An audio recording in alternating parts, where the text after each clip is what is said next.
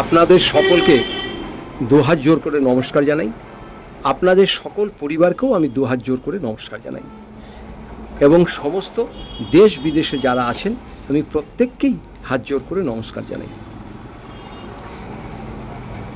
আপনাদের এমন একটি কাজ আমি করতে বলবো, গৃহ শান্তির জন্য, গৃহে অর্থ আসার জন্য, সন্তানদের উচ্চশিক্ষার জন্য, বাড়িতে কেউ যদি অসুস্থ থাকে তার আরোগ্যের জন্য, স্বামী স্ত্রীর ভালো সম্পর্ক থাকার জন্য আর অর্থের জন্য। এই কাজটা আপনারা মনের আশা নিয়ে করবেন, বাড়ির প্রত্যেককেই করবেন। সুন্দর একটি জিনিস আপনাদের বলে দিচ্ছি, এটা যদি আপনারা করতে পারেন আপনারা নিজেই বুঝতে পারবেন পরিবর্তনটা আপনাদের ভিতরে কেমন আসে। অর্থ সংকট দূর হবে, ব্যবসা বাণিজ্য ভালো হবে, বাড়ির পরিবেশ শান্তি থাকবে, আপনাদের কেউ হিংসা করতে পারবে না। তার আগে আপনাদের একটা ছোট্ট করে কথা বলি, যদি আপনাদের সাথে হিংসা কেউ করে তাকে আপনারা হিংসা করতে দিন, তাই বলে তার সঙ্গে দুর্ব্যবহার করবেন না। সবসময় জানবেন আপনাকে যে যত হিংসা করবে আপনি জীবনে তত বেশি বড় হবেন। কি করে বড় হবেন?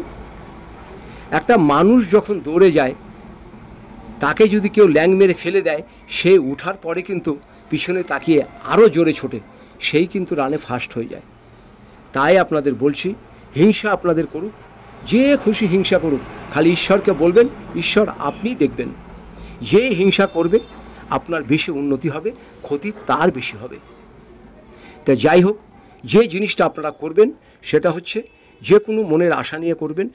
অর্থর জন্য সংসার চলছে না, ব্যবসা চলছে না, বাড়ির শারীরিক কারো খারাপ আছে, চাকরি পাচ্ছেন না, বিভিন্ন দিক দিয়ে যার যে মনের আশা আছে, যাদের বিয়ে হচ্ছে না, আপনারাও করতে পারেন। ছোট্ট একটি কাজ, কিন্তু আপনাদের এই 24 তারিখেই করতে হবে। এই 24 তারিখ, আগামীকাল হচ্ছে 24 তারিখ, পুষ্যা নক্ষত্র।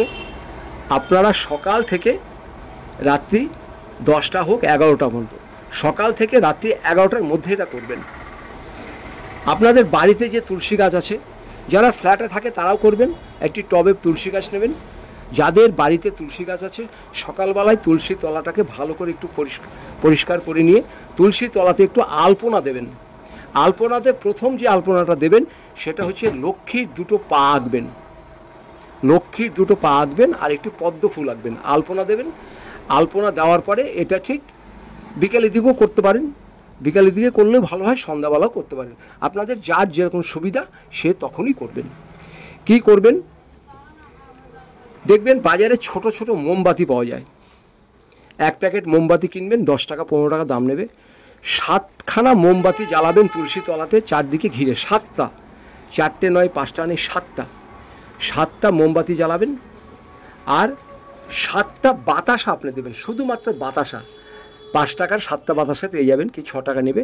7টা বাতাসা আর একটি গ্লাসে জল দেবেন, লক্ষ্মী মায়ের থানের ওখানে দেবেন। 7টা আপনার বাতাসা আর 7টা দেবেন আপনি মোমবাতি, জ্বালিয়ে দেবেন।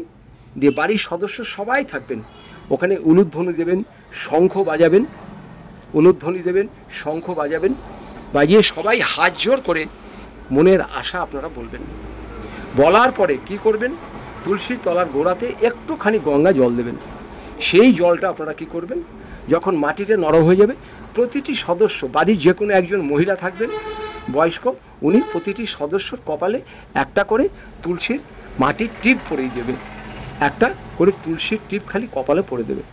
আর কিচ্ছু করতে হবে না, এই সামান্য ছোট কাজটি করুন, দেখবেন আপনারা এ বছরটা কেমন যায় আপনারা বলবেন। যার যা মনের আশা আছে নিয়ে এই কাজটি করুন। 7টা মোমবাতি, 7টা বাতাসা, 1 গ্লাস জল তুলসী মাকে দিয়ে এই প্রার্থনাটা করুন। কালকের দিনটাই করতে হবে, পুষ্যা নক্ষত্র আছে। এই পুষ্যা নক্ষত্র মানুষ ঈশ্বরের কাছে যা চায় সেটা প্রাপ্তি হয়। সেই নক্ষত্র আপনি পাচ্ছেন আগামীকালকে। খুব ভালো বার, আগামীকাল খুব ভালো বার আছে, সেই জন্য আপনাদের করতে বলছি। আপনারা অবশ্যই করুন। সবাই ভালো থাকবেন, সুস্থ থাকবেন, জ্যোতিষী সংক্রান্ত কোনো বিষয় জানতে আপনারা নিচের নাম্বারে ফোন করবেন। ফোন করলে আমার কাছে উত্তর পাবেন। আমি এখানে কুষ্টি করে থাকি। সবাই ভালো থাকুন, সুস্থ থাকুন। আপনাদের সকলকে আমি দুহাত জোর করে মাথা নিচু করে নমস্কার জানাই।